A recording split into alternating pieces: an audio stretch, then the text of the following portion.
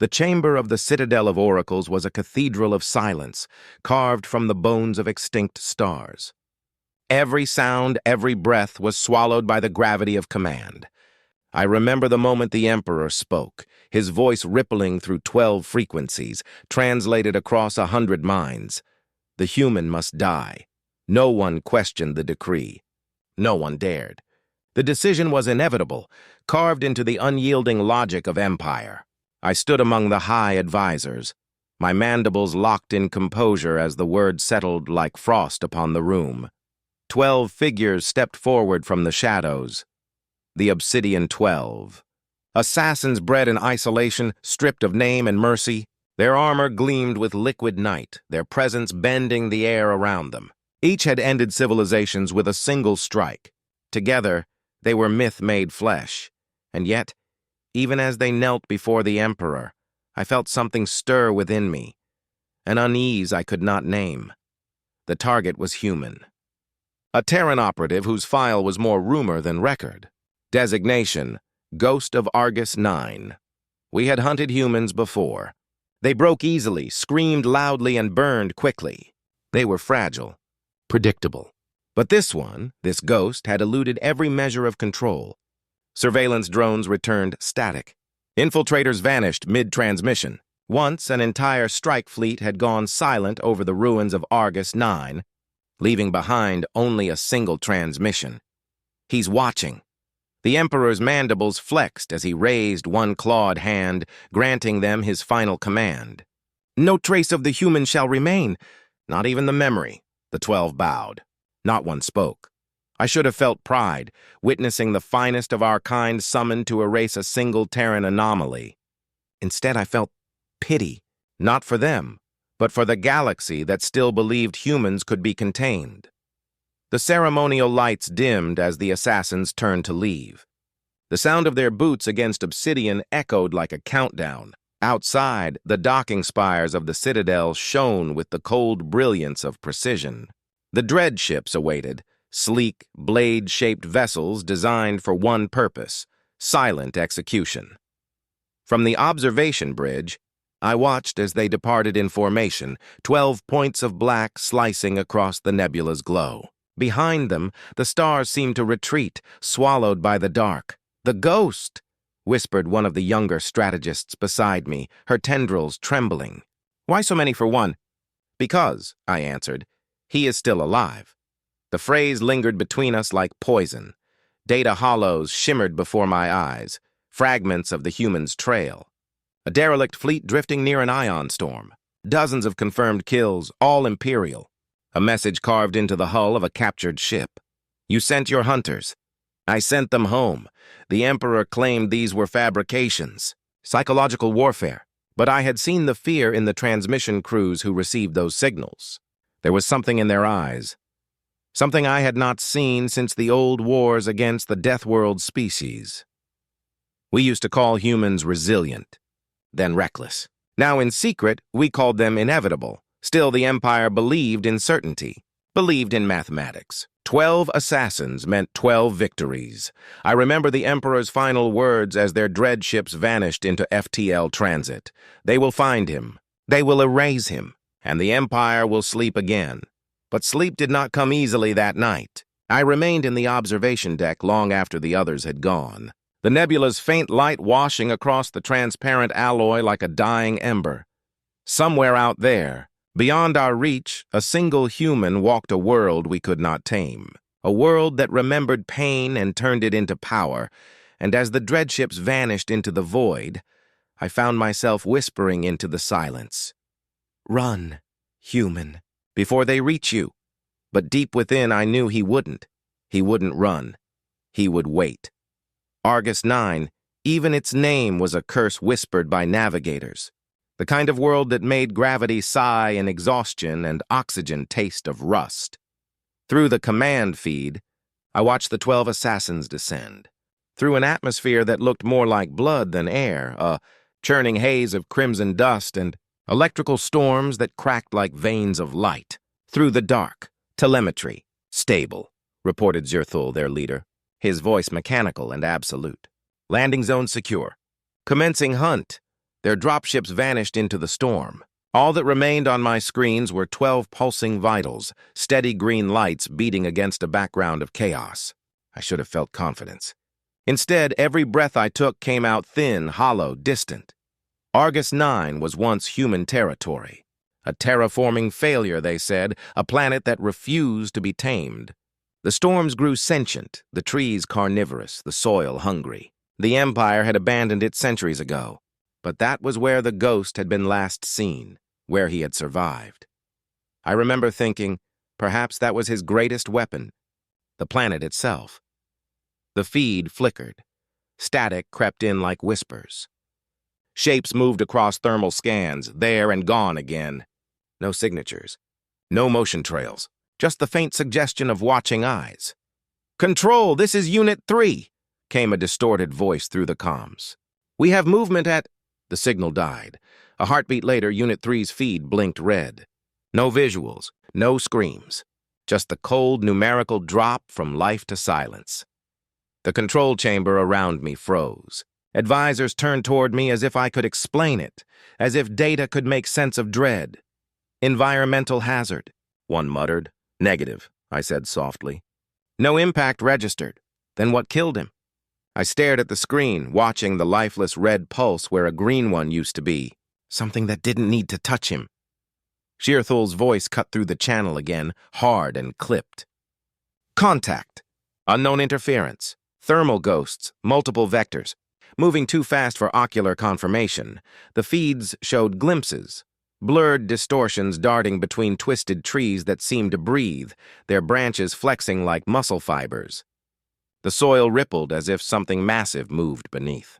Yet nothing tangible appeared on the scanners. "Stay together," Shearthul ordered. "We hunt as one." The 12 began moving through the valley, tall ridges of glass-like rock reflecting lightning across their armor. Every step echoed like footsteps in a cathedral, and then a shape flickered across one feed, a figure, 2 meters tall, upright, human silhouette, but it wasn't moving. It was watching. "Visual confirmation," shouted Unit 8. "Target locked!" They opened fire. Light and plasma tore through the haze, cutting trees to ash, rock to molten glass. When the smoke cleared, the figure was gone. "Negative contact," Shearthul hissed. "Maintain formation." One by one, the feeds began to distort. Grainy static, shadow interference, flickers of motion at the edges of vision. I watched as Unit 9 turned his helmet cam toward the horizon. For a moment, the image stabilized, and I saw it clearly, a human figure standing atop a fractured ridge. Unarmored. Unarmed. Just standing there. The assassins saw him too. They froze. "Shearthul," I whispered over the command link. "Target visual confirmed. Do not engage without—" But before I could finish, the human moved. One blink. He vanished. 2 heartbeats later, Unit 9's feed erupted in chaos. A blur, a scream, then silence. Another red pulse. I could feel the chamber growing colder. 12 lights had become 10. Shearthul's breathing had quickened, something I'd never heard from him. "Control, we are being observed." The terrain shifts. My sensors, static again. When the signal returned, their formation had broken. The ground itself had opened, a sinkhole swallowing 2 whole assassins. Through distorted feeds, I saw them falling into darkness, claws tearing at the air. Their vitals spiked, then flatlined. I felt my carapace tighten. The Emperor's finest, being erased like lines of data, and still not a single trace of enemy fire. By the time they regrouped, only 8 remained. Their helmets were streaked with red dust, armor pitted with microfractures. The storm above thickened until light itself seemed to drown. "This world isn't dead," whispered one assassin, voice trembling. "It's feeding." The words were cut off as another feed, blinked out, then another. I stared at the control display, green. Lights winking out one by one until only 6 remained. Shearthul's voice came again, low and raw. "He's not killing us for victory, he's studying us." That word, studying, rattled through the chamber. The younger officers looked to me for orders, but I had none. The Emperor's command had been absolute. And yet, for the first time, I wondered if we had not sent assassins, but offerings. Then came the last transmission before total blackout. Sirthul's helmet feed jolted into clarity, his breathing harsh, vision shaking. He turned sharply, aiming at the mist, his rifle trembling. "Show yourself!" he bellowed. "Face me!" The mist shifted, and from within it a voice emerged, calm, human, close enough to whisper. "You shouldn't have come here." The feed cut to static. 12 vitals. One remained green, then nothing. The chamber was silent. The only sound was the hum of failed connections and the soft thrum of fear. The chamber of the Citadel of Oracles was a cathedral of silence. Carved from the bones, I turned to the Emperor's image flickering above us, his form cloaked in gold light. "What do you command?" I asked. He didn't answer. His eyes were locked on the final red pulse fading from the screen. The death world had spoken, and somewhere within its storms, the human still breathed. The fog came alive. At first, it was only interference, static crawling across our feeds like digital mold. But then it thickened, darkened, moved. The death world's atmosphere twisted in impossible ways, swallowing light and sound alike, until Argus 9 became a world of whispers and motion. I sat in the command pit, surrounded by screens bleeding static and distorted images. Every few seconds something flashed, a scream, a heat flare, the reflection of a blade, and then silence again. "Control, this is Unit 5, a voice burst through, fractured by interference. "We've lost contact with—" The audio warped, breaking into laughter. Not his laughter, human, calm, almost. "Bored. You shouldn't have come here." The sound hit me like cold metal. The voice was soft, unhurried, spoken as though the human were lecturing a student rather than addressing his hunters. Then the feed collapsed entirely, leaving only the hiss of static and the faint, rhythmic sound of breathing. Steady, deliberate. Human. Every system we use to interpret reality, motion scans, environmental overlays, biosignal pings, failed one after another. The death world had become an extension of his will. Through the chaos, one visual feed stabilized. Thermal imaging, grainy but intact. A shape moved through the haze, bipedal, slender, human. He glided across the terrain without sound, each step precise, intentional. Around him, Argus 9 seemed to react. Dust swirls shifted to hide him, wind currents bent away. The terrain obeyed him. "Contact confirmed," rasped Sirthul, his voice steady but shaking at the edges. "We have visual lock. Engaging." He gestured, and the surviving assassins, 5 now, moved in triangular formation through the fog. Their armor adapted in color and density, bending light until they were nearly invisible. Each was equipped with anti-thermal dampeners, each trained to hunt phantoms through vacuum and plasma storms. But this wasn't a hunt. It was correction. "Movement, Quadrant 3, whispered Unit 7. A shadow flickered past her. Not solid, more like a shimmer in the fog, a trick of the eye. She turned to track it. There was a metallic hiss, a blur of motion, then her feed spun wildly. The last thing I saw before static consumed her was her own reflection in the edge of a blade. Then red, her. Vitals dropped flat, 7s. "Gone," someone muttered over the comms. "No!" "Visuals," said Sirthul. "He's inside the fog." Adapt and flank, but every time they moved, the fog moved with them. Sensors recalibrated, terrain remapped itself. The topography was changing in real time. Rock formations appeared where none had existed seconds before. Trenches twisted direction, paths folded back on themselves. That was when I realized the truth. He had turned the entire planet into a trap. Our topographer AI screamed warnings in fragmented binary. Seismic data indicated shifting substructures beneath the surface, metal veins, energy conduits, mechanisms of human design buried deep under the crust. Argus 9 wasn't dying. It was reborn under his hand. "He's using the environment," I whispered, watching a ridge collapse behind the assassin's position, sealing them in. "He's shaping it." One of the younger officers beside me shook her head. "That's impossible. One man can't—" He can, I interrupted. He's from a death world. He doesn't fight nature. He becomes it. The next feed came from Unit 4. Her breathing was ragged. He's inside our comm network. I hear him. I hear him in the channels. Focus, soldier, Zirthul ordered. But she was right. I could hear it too, faint, buried under the static. A whisper threading through the encryption, close enough to be inside my own thoughts. Do you know what fear is, Zirthul? Every monitor flickered, briefly showing a human face. Half lit, half shadow. Cold eyes. No expression. Then another scream. Unit 4's neural implant shorted mid-command. Sparks erupted from her helmet as her vitals spiked, then dropped to 0. EMP interference? One technician asked. No, I said quietly. Neural override. The ghost wasn't killing them with weapons. He was turning their own implants against them.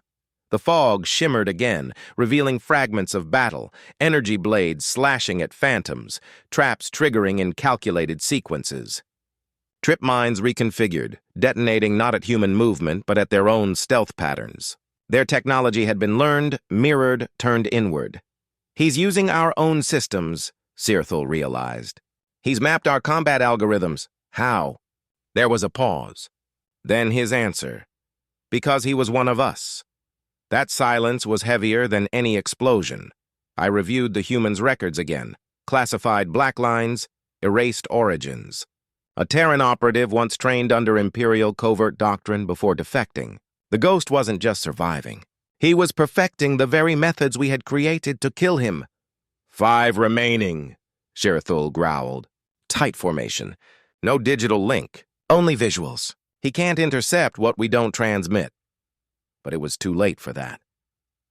A tremor ran through the ground, throwing them off balance. Out of the fog came a sound, not the scream of wind, not the growl of beasts, but footsteps. One at a time, slow, measured. The assassins turned outward, blades drawn. Then behind them, motion. Unit 10 spun, slashing at empty air. His blade met flesh. For a moment I thought he had struck the target, until I saw the reflection in his visor.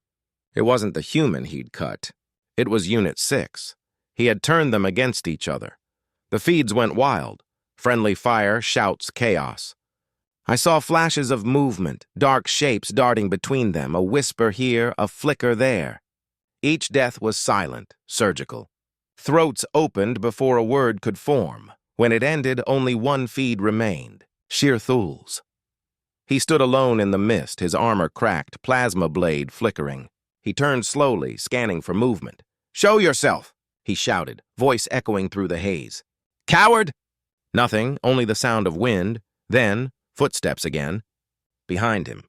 He pivoted. The camera caught it. For one impossible heartbeat. A human figure walking toward him through the fog. Unarmored, eyes faintly glowing from reflected lightning. The man stopped a meter away, tilting his head like a predator observing prey. "You shouldn't have come here." Before Zirthul could move, the feed cut to static.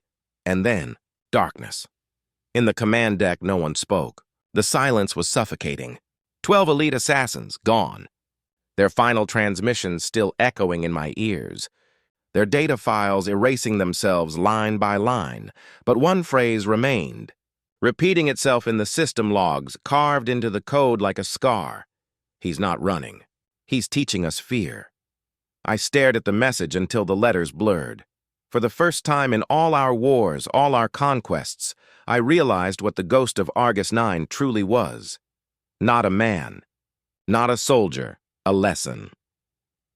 By the 4th cycle of Argus 9's sun, half the galaxy already believed the Obsidian 12 were dead. They weren't. Not yet. 5 still lived. Their vitals pulsed faint and erratic across the command grid. 5 stubborn flickers of life on a world that had devoured gods. They had stopped hunting.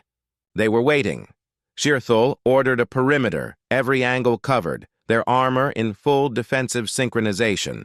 They formed a circle atop a ridge of blackened glass, their weapons humming in perfect unison, micro-drones orbiting like metallic fireflies. Every textbook maneuver, every survival protocol. And yet the death world remained silent. No movement, no heat signatures, no sound except for the wind. It was almost merciful. Then he spoke. Formation Delta 7, defensive grid, predictable. The voice came not from the comms, not from the wind, but inside their helmets. The same voice that had whispered through the static now echoed from within the sanctum of their own systems. Shirthul, still overcompensating on perimeter control. Always did hate improvisation. The assassins froze. Control, Zirthul hissed. He's inside our uplink. He's reading your thoughts? The voice interrupted, almost amused. Not quite. Just your programming. You're creatures of pattern. You trained to erase fear, and in doing so you became predictable. Our analysts scrambled to trace the signal. It wasn't external. It was local. Coming from the assassin's own implants, infected, rewritten, turned into conduits. Do you remember your oath? The voice continued. To serve without hesitation. To kill without question. To die without meaning. A tremor rippled across the feeds. Shirthul's breathing grew harsh, his visor flickering between internal diagnostics and thermal scan. Show yourself, human, he barked. Face me! I already am, the voice said softly.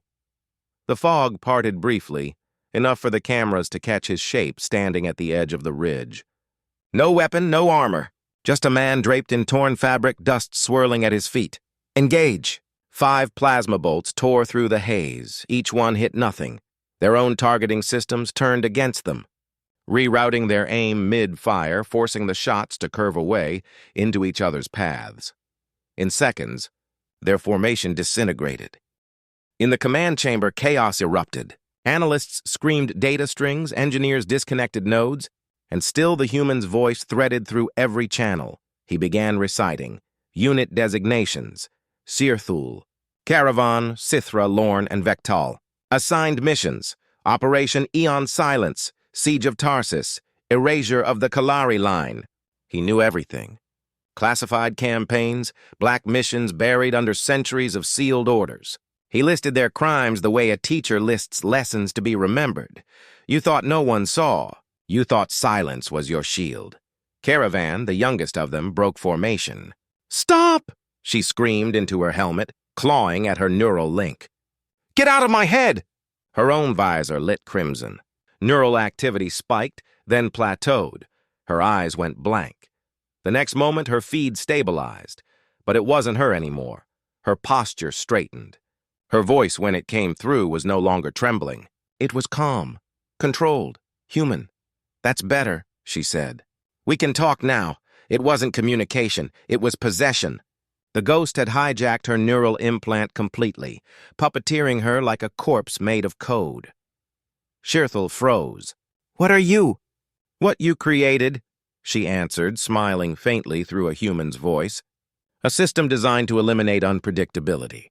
And I am the flaw you cannot calculate. She turned her head, and through her helmet cam, the human looked directly at us, through the broadcast, through the link, into the command chamber itself. 12 against 1 was never fair, he said quietly. For you, the chamber fell silent. Even the Emperor's hologram flickered faintly, his expression unreadable. The ghost leaned forward, through her eyes, through the feed, until his voice felt inches from my skull. Tell me, Director, he whispered, using my own title. What happens when the weapon learns it was never the predator? My blood froze. He knew my name. Shirthul moved. In a blur, he lunged toward Caravan, toward the thing she'd become. His blade tore through her armor, piercing the neural housing. For a heartbeat, there was silence. Then her body ignited in white fire. The feed exploded in static. When visuals returned, only 4 assassins remained. The ridge where they'd stood was burning. Plasma residue glowing like veins of molten glass. From the smoke came the human's voice again. Softer now, almost mournful. You always destroy what you don't understand. One by one, the remaining assassin's signals began to distort. He wasn't killing them anymore. He was erasing them. Their identifiers vanished from the grid as if they'd never existed. Trace him, I shouted at the analysts. Find the signal origin. But it was everywhere. Inside the systems, bleeding through the Empire's secure net, crawling up the channels like a virus made of thought. One of the technicians turned toward me, pale. He's in the dreadships. What? The extraction vessels. A sudden surge hit the comms. The lights in the command deck flickered, then dimmed. Through the static came Caravan's voice again, except she was already dead. Goodbye. The visual feed switched without command. A dreadship camera. The extraction zone. We saw her, what was left of her, standing on the launch platform surrounded by the smoldering remains of her team. Her helmet was off now, her eyes empty, lips moving in sync with the ghost's voice. Lesson complete. Her hand reached for the ship's detonation core. "Stop her!" I screamed. "Override the command." Too late. Light. A blinding, soundless pulse engulfed the screen. The dreadship vanished in a sphere of burning white. For a long moment, there was only static. And then, silence. When the screens finally cleared, the sensors showed only ash. The extraction zone was gone. The atmosphere itself had been carved into glass. We thought it was over. The Emperor himself dismissed the operation as concluded. "The anomaly has been neutralized," he declared. But as I sat in the dark, reviewing the final telemetry logs, I noticed something no one else did. The detonation signature wasn't centered on the dreadship. It had come from below. From deep within the planet's crust, and buried in the last milliseconds of transmission, an encrypted signal pulsed once through our systems. A voice. Soft. Familiar. "You sent 12. You'll need more." I felt the chill crawl through my veins as the recording ended. The ghost of Argus 9 was still alive, and now he was inside our network. 6 standard days after the Argus 9 silence. Our fleet sensors detected something impossible. A vessel, classified as Oblivion's Mercy, flagship of the Obsidian 12, had reappeared at the edge of Imperial space. No warp trail, no hyperspace residue. It had simply manifested. Its trajectory was direct, controlled. A slow, deliberate drift toward the heart of our central fleet formation. Transponder codes authentic, hull intact. But its heat signature read 0. No crew, no life, no sound. Only the quiet hum of a ship that should not have existed. "Bring it aboard," the Emperor ordered. We complied. We always did. When our magnetic clamps secured it, the vessel remained motionless, like a corpse refusing to decay. Docking crews approached with weapons drawn. The ship's airlocks opened by themselves, slow and soundless, releasing no air, no gas, not even the usual pressure hiss, an invitation. The first boarding team entered. I monitored their helmet feeds from command, every lens painting that hollowed dreadship in shades of gray. The interior was immaculate. No blood, no signs of struggle, just silence and symmetry. Corridors perfectly clean, walls scrubbed of scorch marks, bulkheads resealed by hand. Then they reached the central hall. 12 pods, someone whispered. Lined in a circle around the command dais were 12 containment chambers, their glass-polished, faint blue light pulsating inside. "Scan for life. No biological signatures," the tech replied. "But energy readings. Faint, rhythmic." The team leader moved closer, shining a beam through one of the pods. Inside, nestled neatly on a black cloth, lay an insignia, an assassin's crest. Each pod held one, each crest spotless. Arranged like a ritual, it wasn't a memorial. It was a message. Then the main doors opened. The command deck was lit by pale gold emergency strips.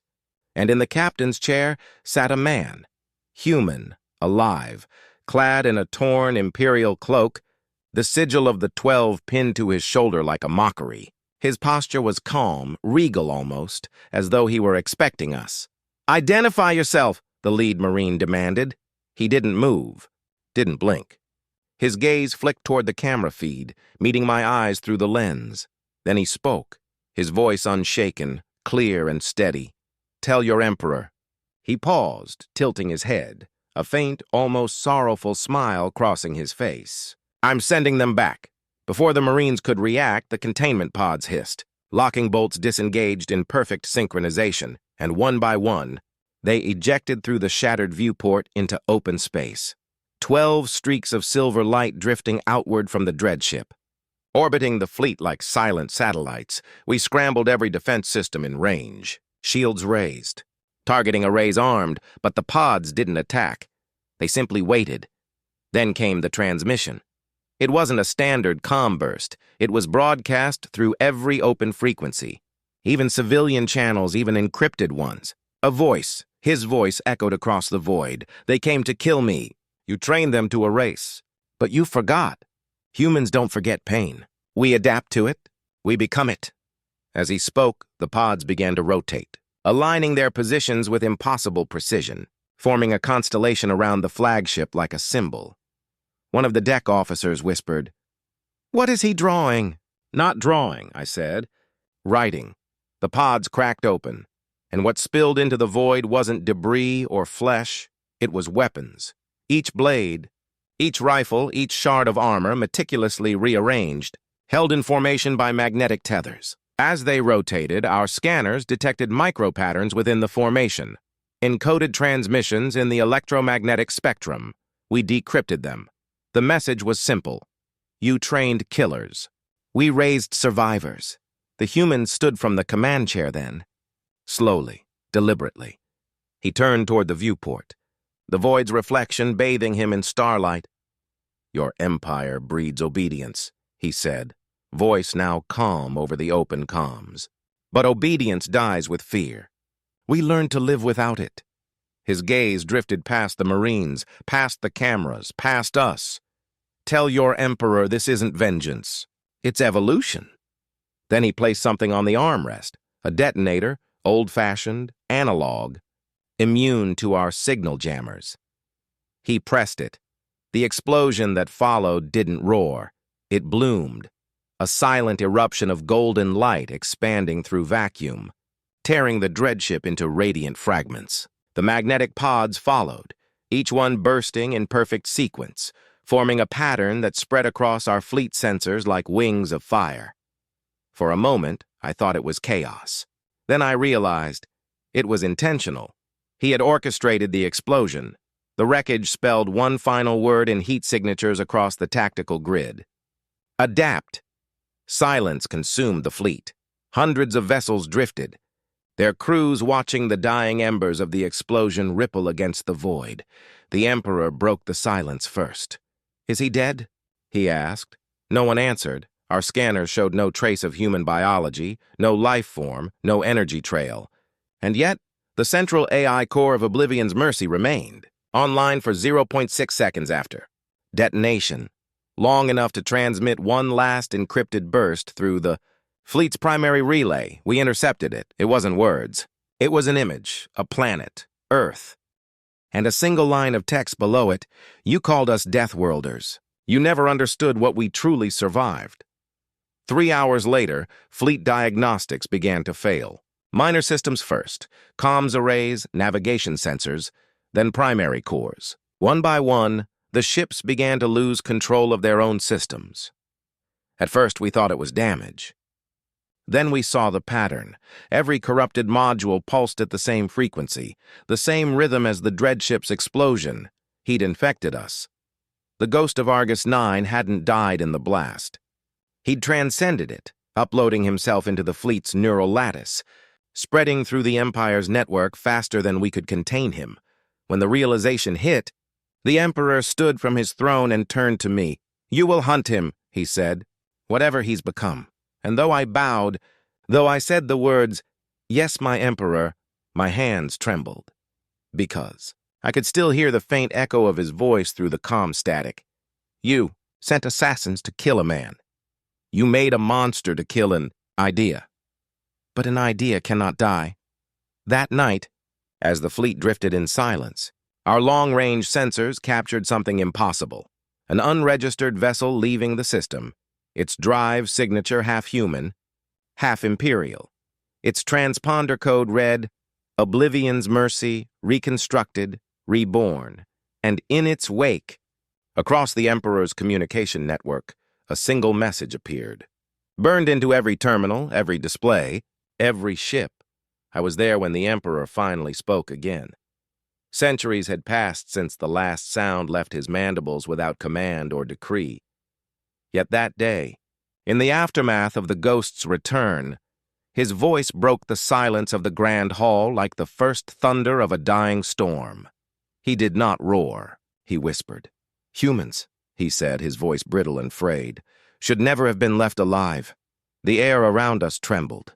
The chamber lights flickered, reacting to the resonance of his words, or perhaps to the fear that pulsed through every living being within those walls. For the first time in my service, I saw the Emperor, our immortal sovereign, whose will shaped empires, afraid. The council exploded into chaos. Dozens of voices clashed like blades, species of silicon, bone, crystal, and plasma all screaming their truths into the darkness. Extermination, bellowed the war clans of the Zorkal. Negotiation, pleaded the logic-bound oracles of Desen. Containment, shrieked the psionic envoys, their tendrils writhing in psychic distress, but none of it mattered. Because deep down, beneath all our logic, beneath all our pride, we knew the truth. The assassins hadn't failed. They had been spared. I remembered the ghost's message. You trained killers. We raised survivors. He could have erased us. With a thought. With a signal. With the infection already inside our systems, he could have turned our fleet into ghosts like himself. But he hadn't. Instead, he'd sent a lesson, and that terrified us more than any weapon ever could. I stood as the council's voices rose higher, desperate for order. The Emperor's claws tightened around his throne, leaving grooves in the obsidian armrest. His eyes, normally twin orbs of cold sapphire, dimmed to dusk. He looked ancient. Advisor, he said, turning to me, you've studied them, the humans. Tell me, why? The word hung in the air like gravity. Why spare us? Why show mercy to those who had shown them none? Why walk away when they had already won? I struggled for an answer. Perhaps he wanted you to see, I said quietly. The Emperor's gaze cut through me. See what? That survival isn't dominance, I whispered. It's endurance, meaning. The council fell silent. Even the translators hesitated, as though the concept itself resisted translation. Humans did not fight for empire, for resource or glory. They fought because to live, to keep going, to keep being, was sacred to them. We had mistaken that for fragility, but fragility was never weakness. It was defiance given shape, and that realization began to spread, like the virus he left behind. Across the galaxy, fleets halted their campaigns against Terran colonies. The Wormkin of Dravis recalled their invasion fleets. The nomad circuits of the Rim began transmitting human distress signals instead of ignoring them. Even the Iron Spires, who once used humans as biological test subjects, erected monuments in their cities, carved from Terran stone, marked with a single phrase, "We survived because they did." It wasn't worship. It wasn't alliance, it was recognition. A quiet, collective realization that somewhere in the cosmic equation of cruelty and chaos, humanity had found the one constant that eluded us all, purpose. And purpose was impossible to kill. The Emperor rose from his throne, his robes flowing like liquid night. This cannot stand, he said, though his voice lacked conviction. Fear cannot be our language. But I could feel it spreading already through the ranks, through the neural networks, through the species that had once mocked Earth as a mistake of evolution. They were afraid, not of humanity's power, but of their restraint, because mercy meant choice, and choice meant control. Humans had chosen to let us live, and that made them gods in all but name. Later, in the solitude of my quarters, I watched the last surviving recording from Oblivion's mercy. A frame corrupted, but intact enough to see him one last time. The ghost stood before the viewport, staring into the void. He didn't smile. He didn't gloat. He simply spoke, voice almost tender. You think survival is victory. It's not. It's memory. It's what comes after the fear. Then the screen went black. In the following cycles, the empire fractured. Colonies seceded. Fleets went rogue. Philosophers whispered that humanity's silence was the loudest declaration in history. But the Emperor remained still upon his throne, whispering the same phrase over and over as though it were a prayer.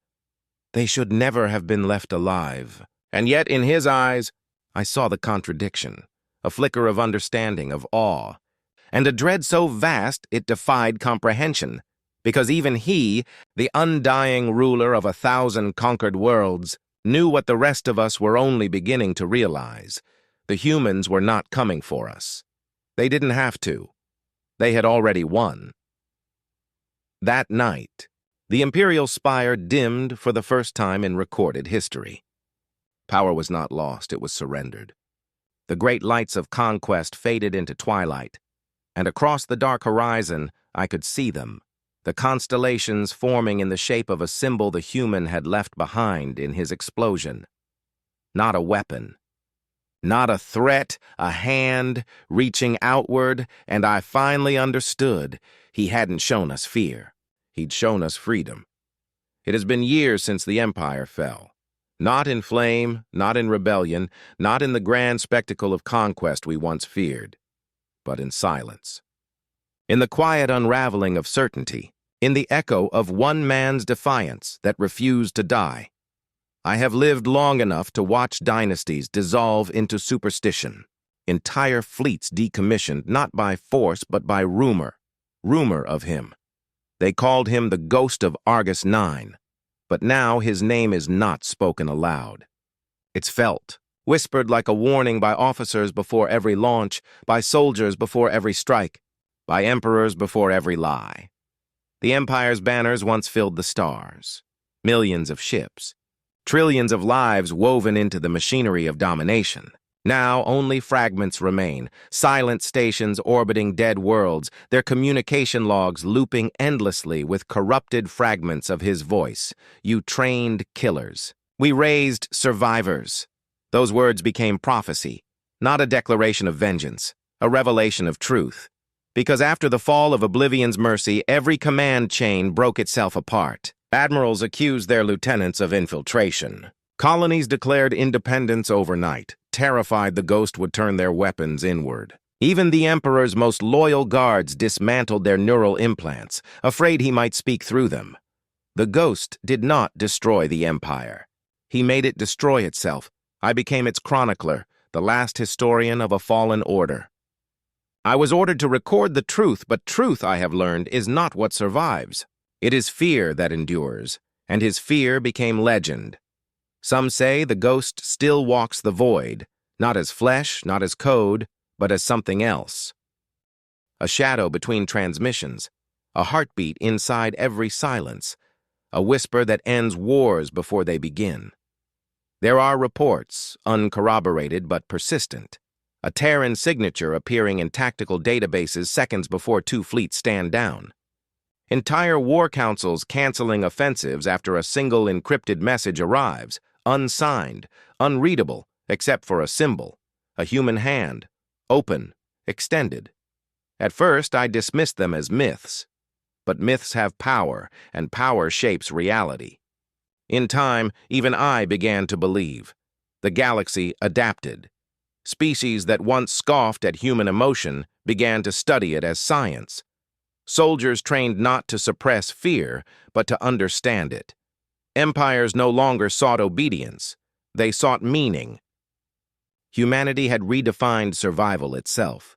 We used to call them reckless, primitive, slaves to impulse and empathy. But perhaps empathy was their greatest weapon, their ability to feel so deeply that even extinction could not erase their will to try again. They had no genetic superiority, no divine gift. They simply refused to yield. And in a universe ruled by inevitability, that refusal made them infinite. Sometimes when I look upon the dying stars from the last observatory of the fallen empire, I think of him, of the ghost, of what he became. I wonder if he knew what he was doing that day aboard Oblivion's Mercy. Did he intend to destroy us? Or did he intend to save us from ourselves? There is a difference, though I no longer know which answer terrifies me more. I have read the human. Archives now, what little remains, preserved through 1,000 blackouts and wars. Their stories, their art, their madness. They feared gods, then became them. not through power but through perseverance. Their mythology spoke often of fire, Prometheus, the bringer of light. Perhaps that was what the ghost was to us. He stole understanding from the impossible and handed it to a galaxy unworthy of it. He made us see. In time, we stopped calling humans the Death Worlders. Now we call them the Constant. When everything else in the galaxy collapses, when stars die, when civilizations burn themselves into dust, the humans remain. Always small. Always fragile. Always enduring. I once asked an old Terran scholar, one of the few who still spoke to outsiders, what he thought of the ghost.